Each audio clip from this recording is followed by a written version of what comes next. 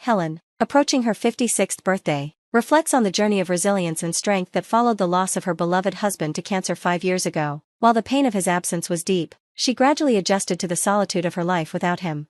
Her husband, a successful businessman, had always been a steady source of support. Their love story, which began unexpectedly through a mutual friend, blossomed into a life filled with shared joy. They raised their son, Kevin, when Helen was 24, and their daughter, Laura, followed 6 years later.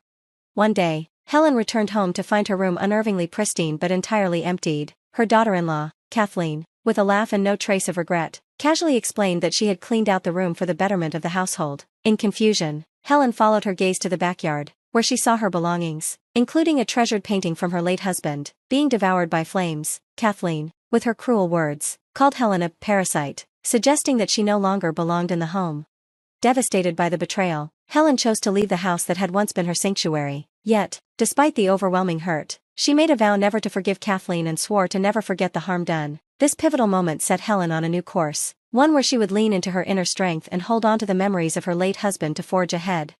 As a devoted homemaker, I had always believed in the value of hard work, and my husband shared that belief. He recognized my efforts, and together, we ensured that our family was financially secure. But life has a way of throwing unexpected challenges our way. One day, Kevin announced he'd be returning home for a short break from work, and I was overjoyed at the prospect of seeing him again. But when Kevin arrived with the simple words, "I'm home," I quickly realized my oversight. Kathleen, his wife, was with him. My relationship with Kathleen had always been difficult. She frequently belittled me, making biting comments even before their marriage. Though I greeted her with a polite smile, her smug grin told me everything I needed to know. They intended to stay overnight, though I had no prior knowledge of this plan. Their 3-day visit left me emotionally drained, and my hope for a peaceful return to normalcy began to fade. A few weeks later, Kevin had a conversation with me that raised alarm bells. He hesitantly told me that Kathleen wanted to move in with us. She claimed it was for my well-being, but I couldn't shake the feeling that this was more about her than about me. Kevin tried to reassure me that their relationship was fine, though his tone suggested uncertainty. I couldn't burden him with this issue, so I decided to speak directly with Kathleen. I hoped a straightforward refusal would make her back off. That night, I reflected on the possibility of living with Kathleen, recalling how she had previously treated our home as if she were assessing it for her own use. My decision was clear: living with her was simply not an option. I needed to act swiftly and decisively. The following day, I called Kathleen to discuss her proposal. She was eager, as though she'd already planned our shared future. When I told her I wasn't interested in living together, there was a noticeable pause, her surprise evident. She suggested that it would be beneficial for me as I got older, but I assured her that I was perfectly content on my own. I thought this would end the matter, but unfortunately, peace was short-lived. A few weeks later, Kathleen arrived unannounced with a new idea: a trial period of cohabitation. Without waiting for my consent, she started to make herself comfortable, outlining her plan as though it were already decided. I couldn't help but wonder if Kevin was even aware of her latest attempt. When she called him in front of me, he apologized for her forwardness, suggesting a compromise. Agreeing to the trial might help Kathleen realize that it wasn't feasible. Reluctantly, I agreed, knowing the situation had already gone too far. At first, the arrangement seemed manageable, but as Kevin became more absorbed in his work, the household duties fell solely to me. With Kevin away on a business trip, the responsibility of managing daily life rested entirely on my shoulders. Though I had my reservations, the new reality was set, and I braced myself for the challenges that lay ahead in this strained living situation. As soon as Kevin left for his business trip, Kathleen's behavior changed dramatically, revealing a side of her I had never seen before. During one of our meals together, she mockingly criticized my cooking, comparing it to dog food with a cruel laugh. Her veneer of politeness had completely vanished. Her complaints grew more frequent and petty. First, about the laundry, she insisted I wash her clothes separately, claiming they would smell like an old lady otherwise, and sighed heavily as though it were a huge inconvenience. Then, without offering to help with anything, she casually announced plans to meet up with friends and left the house, leaving me to handle everything alone. I reached my breaking point when Kathleen's behavior became intolerable. I warned her that I would talk to Kevin about her actions, hoping it would make her reconsider, but Kathleen remained stubborn, telling me she was staying with us out of the goodness of her heart, a statement that left me bewildered. Given her behavior, her defiance reached its peak when she threw a picture frame at me, a photo of my late husband and me, showing just how little she cared for anything but herself. After that, I couldn't hold back anymore. Kevin promised he'd return soon to discuss everything in detail. 5 months into this increasingly strained living arrangement, I finally decided to talk to Kevin about ending it. He seemed unsurprised, agreeing immediately and confirming that his return was imminent. Just 5 days before Kevin was set to come home, another unexpected turn came. My daughter, Laura, arrived unexpectedly. Her sudden return signaled yet another shift in our already tumultuous lives. Laura had come home because her marriage had ended, her husband had cheated on her. With everything happening at once, I quickly offered Laura a place to stay. "You're welcome to stay here as long as you need, given what you've been through," I told her, though I felt the need to brief her on the complicated situation with Kathleen. "Yes, Kathleen's been staying with us," I explained. "Kevin will be back soon, and we'll sort things out then." Laura nodded, understanding the delicate nature of the situation. "I might be new to all of this, but I'll help out as much as I can," she reassured me. Her support was a welcome comfort in such a challenging time. When Kathleen returned home and saw Laura, she asked about her presence. Laura simply explained that she'd be staying for a while due to personal reasons. Interestingly, Kathleen seemed to take an immediate liking to Laura, possibly seeing her as a sister figure because of Laura's age. This unexpected connection between them hinted at a potential shift in the dynamics, offering a glimmer of hope for a smoother coexistence. The day Kevin returned, however, was another test. Kathleen rudely shoved past me at the door, continuing to show a complete lack of respect. We all sat down for dinner, a rare moment of calm with Laura, who had been away for so long. To my surprise, Kathleen seemed in a better mood, though she drank more than usual. Despite our warnings that she was drinking too much, Kathleen insisted she was fine and even pressured me to join her, despite my aversion to alcohol. As the night wore on, Kathleen's behavior grew increasingly erratic due to her intoxication, and Laura eventually helped her to bed. With Kathleen finally asleep, the rest of us saw an opportunity to discuss the future of our living arrangement. We agreed that it was time to end Kathleen's stay with us, a decision that needed Kevin's agreement since she was his wife.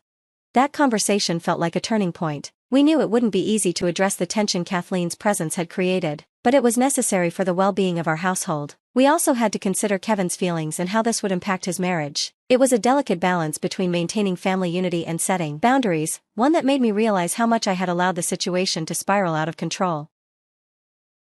I sat in quiet contemplation, uncertain of the best course of action. It felt as though we were all trapped in a standoff, unable to find a way forward. Time passed, and the tension remained, until Laura finally broke the silence with a question that none of us had thought to ask.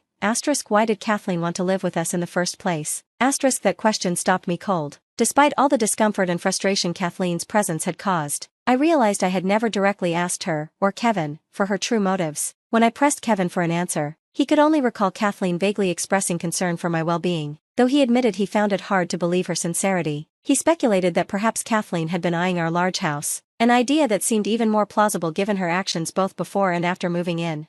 Laura then suggested a plan we hadn't considered before. It was a bit bold, and I wasn't sure how I felt about its implications for me, but as I thought it over, I saw that it might just be the breakthrough we needed to end the standoff. Encouraged by Laura's initiative, we decided to proceed with the plan, keeping it a secret from Kathleen for the time being.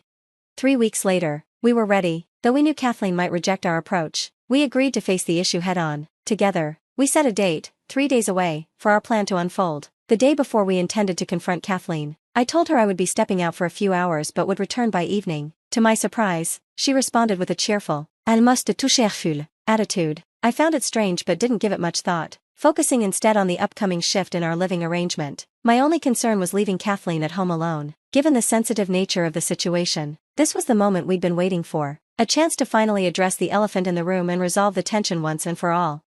I went out to meet a friend I hadn't seen in ages, momentarily forgetting the weight of the situation back at home. When I returned around 7 p.m., I was greeted by Kathleen, my son's wife, emerging from my room. She casually claimed to have cleaned it for me, an innocuous enough statement, but one that immediately raised alarms. Confused, I entered my room to find it completely empty. Kathleen, laughing without any hint of remorse, told me she had done it for the good of the house. My heart sank as I followed her gaze to the yard and saw my belongings, including a precious painting from my late husband, engulfed in flames. Kathleen's face twisted with malice as she told me that she was getting rid of the parasite. It was clear to me then that her intentions were no longer just to disrupt my life, they were about erasing me altogether. In that moment, I made the decision to leave, not just the house, but the toxic environment she had created. As I walked away, her last words, questioning whether I was okay with leaving, echoed in my mind, the smugness in her voice unmistakable, even without seeing her face. I immediately called Kevin and Laura, telling them that I was moving to the new house sooner than planned. It was time for a fresh start, free from the chaos Kathleen had brought into our lives. I looked forward to reuniting with my family in a place where we could finally have peace and rebuild. Settling into the new house brought a sense of relief and anticipation for the future. When Kevin and Laura arrived, they were amazed by the size and beauty of the place, asking how I had managed to find it. I explained that it had come through a connection of their father's, a friend who had informed me about the house. It reminded me of our old home, so I didn't hesitate to make it ours. As we settled in and spent time together, the conversation turned more serious. We agreed that it was time to share the new address with Kathleen, knowing she would eventually find out and come knocking, given her persistent nature. The day after we made the decision, Kathleen's messages and calls began to flood in. A few days later, she showed up at our doorstep, looking worn out and confused. With Kevin and Laura by my side, I felt a sense of reassurance. Kathleen's confusion was evident as she questioned why we had chosen to live in such a luxurious place. Her inquiry led us into the living room, where the long-awaited confrontation was about to unfold. Kathleen was visibly taken aback by the scale of our new life, as though she had assumed she might somehow be included in this new chapter. Her smile faltered when Laura made it clear that the living arrangement was meant for us alone, with no room for her. The shock on Kathleen's face deepened as we explained the reasoning behind her exclusion, her blatant disregard for my feelings, and the destruction of my most treasured possessions. When we suggested that she might have been after the house or money, Kathleen's silence spoke volumes. It confirmed everything we had suspected but hadn't been able to prove. This was a turning point for us. It reinforced our decision to leave her behind, focusing instead on rebuilding our family in a place of peace, free from the toxicity she had introduced. As Kathleen stood there, questioning the lavishness of our new home, she seemed incredulous that we could maintain such a lifestyle without relying on Kevin. That's when Kevin set the record straight, revealing something Kathleen clearly hadn't understood. Throughout their time living with me, I had covered all the living expenses. Kathleen's shock was palpable. She first denied it, then tried to shift tactics, suggesting that we could start fresh together in the new house, that perhaps there was still room for reconciliation. I couldn't help but find her sudden change of heart amusing. Her attempt to regain favor was both laughable and sad. With a firm but gentle grip on her hand, I told her bluntly that it was she who had been the true parasite, and that it was time for her to reflect on her own actions. Kevin's decision to side with me in this moment was a powerful one. Kathleen's desperate attempts to sway him fell apart as it became clear that even her husband could no longer justify her behavior. When she learned that the house, this one she had hoped to share, was solely in my name, her last semblance of hope vanished. The outburst that followed was a fury of frustration and desperation, so intense that we had no choice but to call the authorities. As the police arrived and took her away, her furious glare lingered, but in that moment, I felt an overwhelming sense of relief. Justice, however small, had been served, especially for the memories of my husband that she had so